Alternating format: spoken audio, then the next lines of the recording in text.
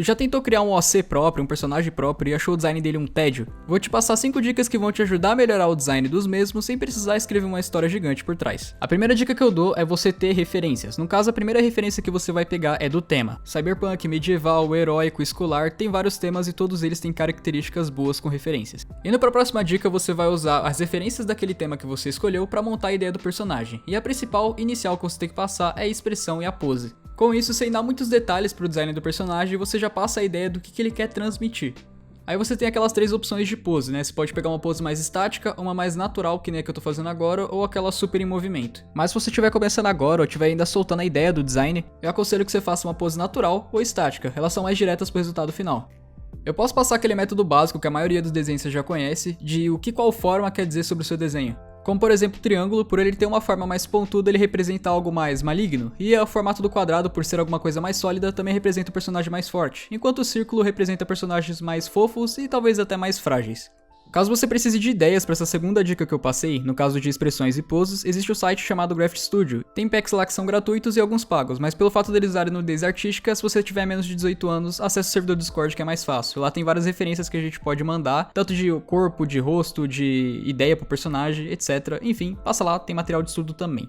A terceira e a quarta dica são meio que conectadas. A terceira em si é você simplificar as características e ideias que você quer passar, sem precisar adicionar muita coisa ou detalhar demais, o que vai te travar um pouco, porque você vai tentar detalhar as informações que você quer passar, antes mesmo de ter definido elas ou até mesmo visto se ficou legal pro personagem. Às vezes você foca tanto em alguma coisa e já começa a detalhar, e no final não fica tão legal porque você nem testou. E junto dessa dica vem a dica do design, porque você vai pegar todas as informações que você quer pra chamar a atenção pro personagem e que faça sentido com aquele primeiro tema que você escolheu.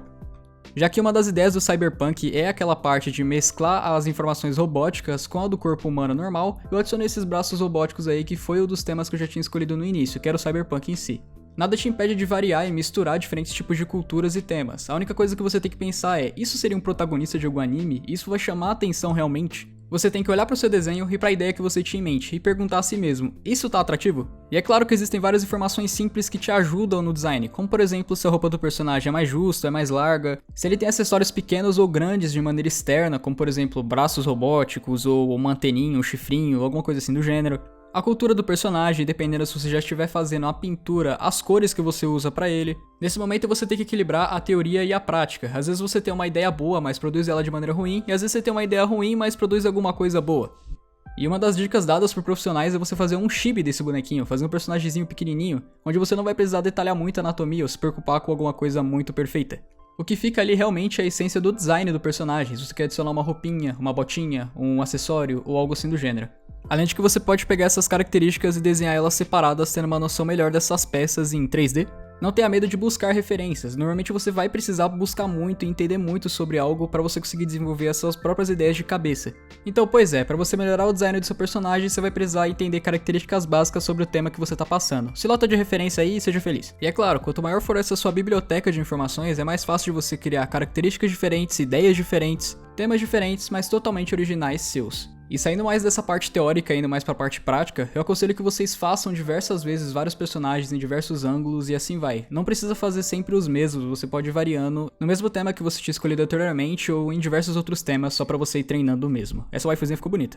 E aí que vem a quinta dica, que é você fazer aquele conhecido model shit, que no caso é você pegar um personagem, uma ideia do personagem, e depois que você define o design dele, você aplicar ele em diversas poses. Você pode ou rotacionar o personagem de uma maneira estática, só pra você entender ele em 360, ou você pode aplicar ele em diversas poses dinâmicas, enquanto tá fazendo essa variação aí de rotação dele também. Essa pose aí que eu peguei, ela tá mais dinâmica, mais movimento, eu tirei ela de uma referência e eu achei ela bem interessante. E cuidado pra você não colocar uma pose que não faça muito contexto com a ideia que você tinha. Então, se você criou algo que é preguiçoso, consequentemente essa pose que eu tô fazendo, ou qualquer pose muito dinâmica, não faria muito contexto com a ideia do mesmo. E é claro, já que meus tutoriais se baseiam muitas vezes em pessoas mais iniciantes no desenho, você não precisa fazer sempre uma pose dinâmica ou exagerada. Faz uma pose base, só vai entendendo mesmo, que independente do nível de desenho você consegue desenvolver bem o design em geral. Até porque boa parte desse design, muitos escritores e, enfim, pessoas que fazem até mesmo fanfics, desenvolvem todas as características de um protagonista, de um antagonista, sem mesmo precisar desenhar, sem mesmo saber desenhar, se baseando em um bom conhecimento de referências. Por fim, vou mostrando esse processo aqui da minha personagem. Eu fiz aqui mais uma aleatória. Realmente eu não dou nome pra elas, pra vocês verem que eu vou montando o design meio que do nada. Eu só pego referências, eu costumo rolar o Pinterest por uns 5 minutos e depois eu fecho ele.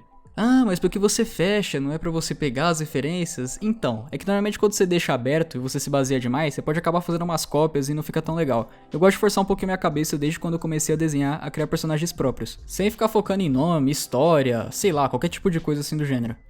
E ter todo esse contexto por trás, essa lore, não é nenhum problema. O problema mesmo é quando você torna isso necessário e você não consegue fazer um personagem sem escrever um super textão por trás, uma super história por trás.